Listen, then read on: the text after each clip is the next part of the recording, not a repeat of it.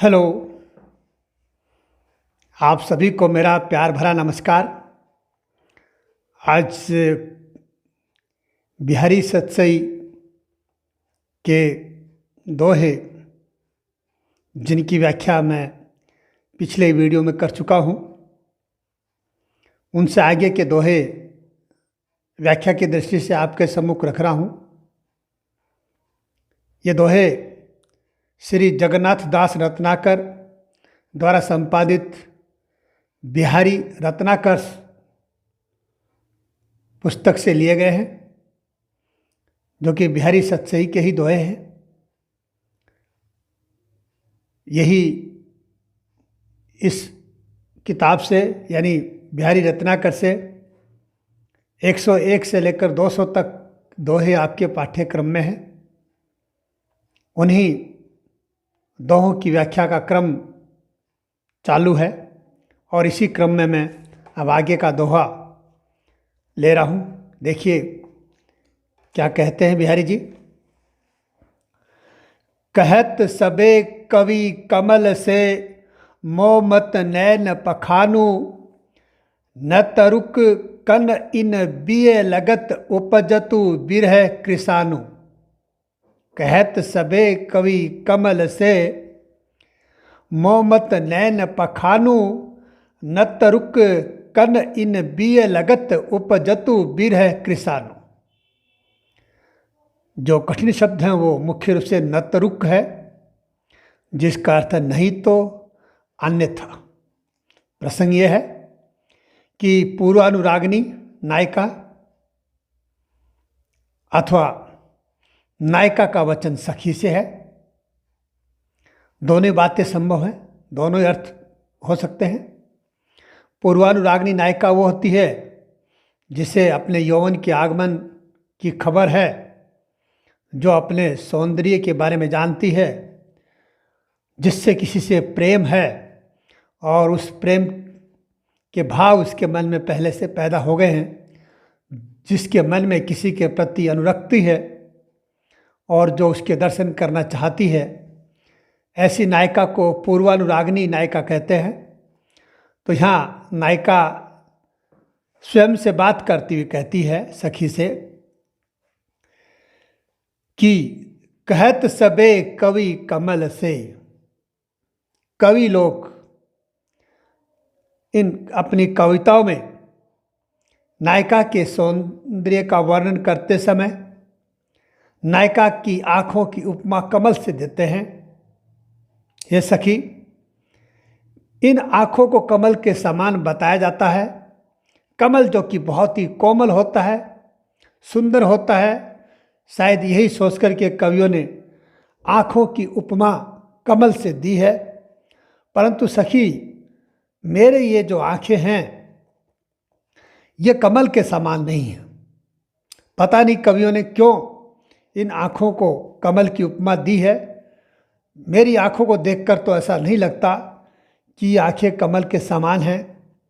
मुझे लगता है न तरुक कन इन बिये लगत उपजतु बिरह कृशान।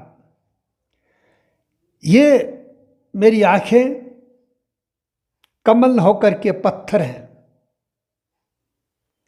अपनी बात को स्पष्ट करते हुए नायिका कहती है, अपनी आँखों को पत्थर के समान बताती है। वो कहती है नतरुक कन इन बिये लगत उपजतु बिरह कृसानु। कृसानु का अर्थ अग्नि होती है, विरह का अर्थ विरह होता है।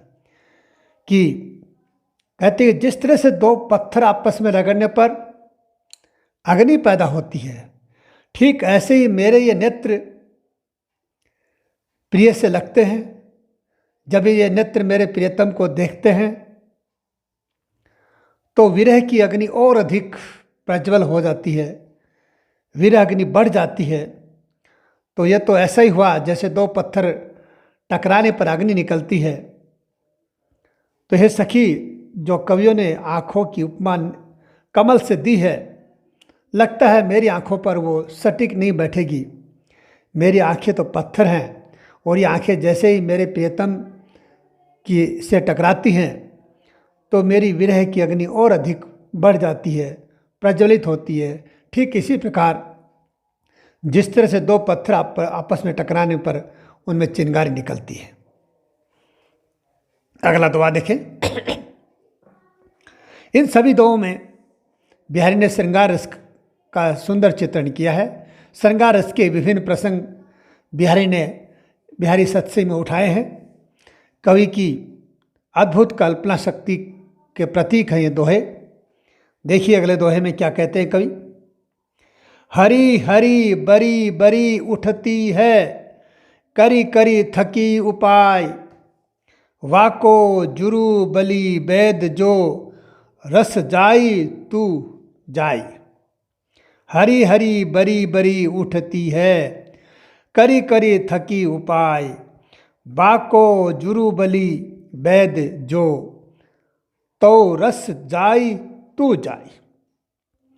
यहाँ हरि हरि शब्द का अर्थ है हरि हरि, शिव शिव।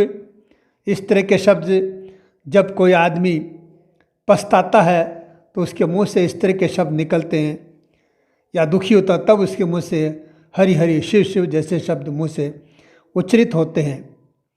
जुरु का अर्थ ज्वर से है, बुखार से है। वैद्य का अर्थ वैद्य, यानी इसका मुख्यार्थ है सुजान और पंडित या वैद्य, चिकित्सक के अर्थ में भी इसका अर्थ लिया जा सकता है। इस दोहे के दो अर्थ निकल सकते हैं और दोनों अर्थों में आप देखिए, सखी नायक से नायिका के विरह का निवेदन करती है, बताती है कि नायिका कितनी दुखी और व्याकुल और बेहाल है। इसी का सुंदर चित्रण करती हुई कहती है हाय हाय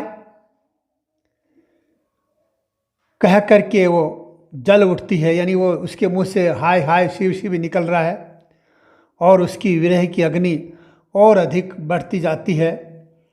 हे लाल, मैं तो उसकी विरह अग्नि को ख़त्म करने के लिए, शांत करने के लिए बहुत से उपाय किए, परंतु सारे उपाय करते मैं थक गई हूँ। अब लगता है मेरे उपाय से कोई लाभ नहीं होना है। हे लाल, अब तो तुम्हारे चलने से ही लगता है उसका दुख दर्द दूर होगा। तुम जाकर के ही अपने दर्शनों की औषधि उसको दो, जिससे क्या है कि उसके विरह का ताप कुछ कम हो जाए और मुझे भी सुकून मिले और उस नायिका को, उस सखी को भी कुछ शांति मिले। दूसरा अर्थ ये हो सकता है कि नायिका की विरह वेदना और ज्वर दशा को देख करके उसकी सखी वैद्य जी के पास जाती है और कहती है कि वैद्य जी, मैंने तो सारे उपाय कर लिए हैं, सब तरह की जड़ी बूटियाँ जो मैं जानती थी वो दे चुकी हूँ, परंतु उसका ज्वर नायिका का अभी कम नहीं हो रहा है। इसलिए कृपया आप ही कोई दवाई दे, जिससे क्या है कि उसका विरह ताप, यानी उसकी जो ज्वर है, बुखार है का ताप जो है उसको थोड़ा कम हो जाए और उसको थोड़ी शांति मिले, चैन मिले। पहले अर्थ में नायिका के दर्शनों की बात करती है। नायक से कहती है कि तुम जाकर उसको दर्शन दो, यानी तुम जाओ और उससे मिलो, और उसके मिलन का सुख जब उसको मिलेगा तभी उसकी वेदना दूर होगी, तभी उसको रस मिलेगा, आनंद मिलेगा। और दूसरे अर्थ में वैद्य जी से औषधि देने की बात करती है। अगला दुआ देखिए क्या कहते हैं कवि। यह बिनसुत नगु राखी के जगत बड़ो जसुले है, जरी विषम जुर जाइए आई सुदर्शनु देह। यह बिनसुत नगु राखी के जगत बड़ो जसुले है, जरी विषम जुर जाइए आई सुदर्शनु देहु। जो कठिन शब्दों को देखिए, नगु का अर्थ है रत्न, स्त्री, सुदर्शनु का अर्थ सुदर्शन, अच्छे दर्शन, प्रिय का मिलन, या एक प्रकार का सुदर्शन नामक चूर्ण जो कि भयंकर विषम ज्वर में रोगी को दिया जाता है। दोनों ही अर्थ सुदर्शन के यहाँ हैं। तो देखिए क्या स्थिति है। प्रसंग यही है कि विरहिणी नायिका की दशा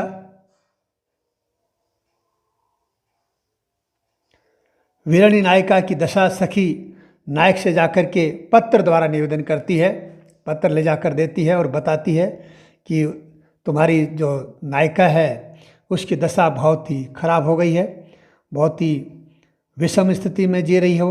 उसी बात को करके क्या कहती देखिए, क्यों कहती है लाल, ये रत्न, स्त्री रूपी रत्न, तुम्हारी जो प्रेयसी है, तुम्हारे जो प्रियतमा रूपी जो रत्न है वो नष्ट होने को है। ऐसा अमूल्य रत्न नष्ट करने के योग्य नहीं है। मैं तुमसे निवेदन करती हूँ कि उस तुम्हारी प्रियतमा रूपी अमूल्य रत्न को बचा करके जग में यश प्राप्त करो, बड़ाई प्राप्त करो। इससे तुम्हारी बड़ाई होगी, तुम्हें पुण्य मिलेगा। इस विषम ज्वर से जली हुई जाति को हे लाल तुम आकर उसे दर्शन दो, ताकि जो इस भयंकर विरह की अग्नि में जो तप रही है उसको आकर के जब तुम दर्शन दोगे, तुम्हारे सुदर्शनों से उसको लाभ मिलेगा और उसको कुछ चैन आएगा, उसका ज्वर कुछ कम होगा तो उसको शांति मिलेगी। कहने का भाव यह है कि नायक के जाने से ही, नायक के दर्शन पाकर के ही नायिका को अब चैन मिल सकता है, अन्यथा नायिका की दशा दिन प्रतिदिन अब खराब होती जा रही है और कोई ऐसा उपाय नहीं है जिससे कि नायिका की दशा में सुधार होने की संभावना हो। या नायक के दर्शनों को सुदर्शन यानी औषधि के समान बताया है कि जब कोई वैद्य जी किसी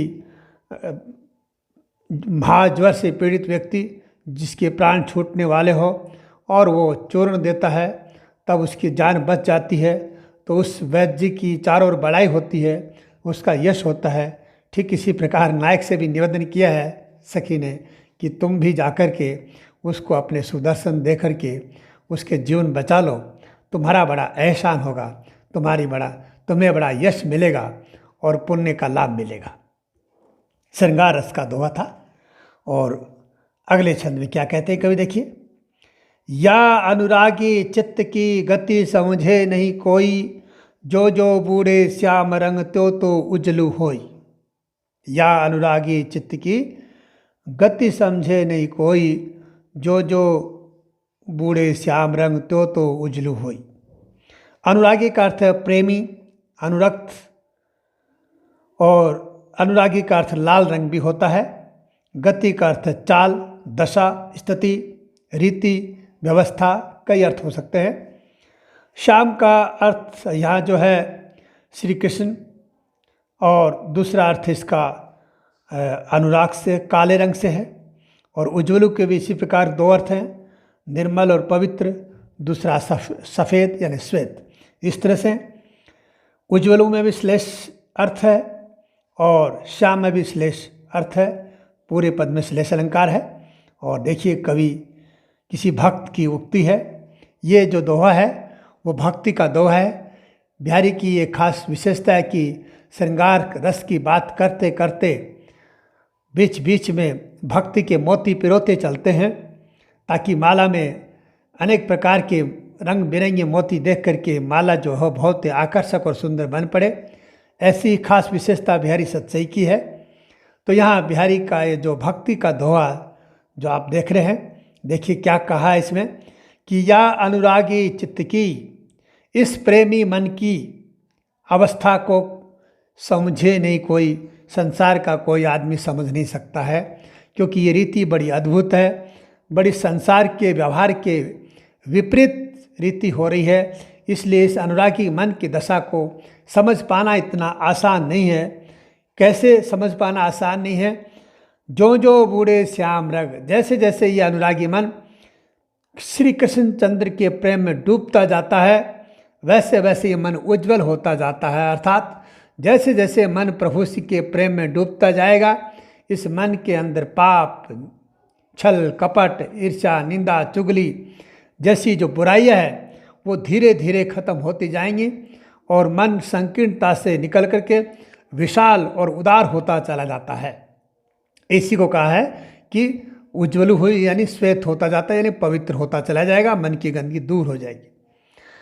दूसरा अर्थ ये भी है इसमें कि ये जो संसार की रीति के हिसाब से बात करें तो ये है कि संसार की रीति है कि काले रंग में डूबने पर कोई भी चीज़ अगर डुबोएंगे तो काली होगी, लाल रंग की चीज़ अगर काले रंग में डुबो देंगे तो वो काली होगी, सफ़ेद नहीं होगी। परंतु इस मन की दशा तो बड़ी विचित्र है।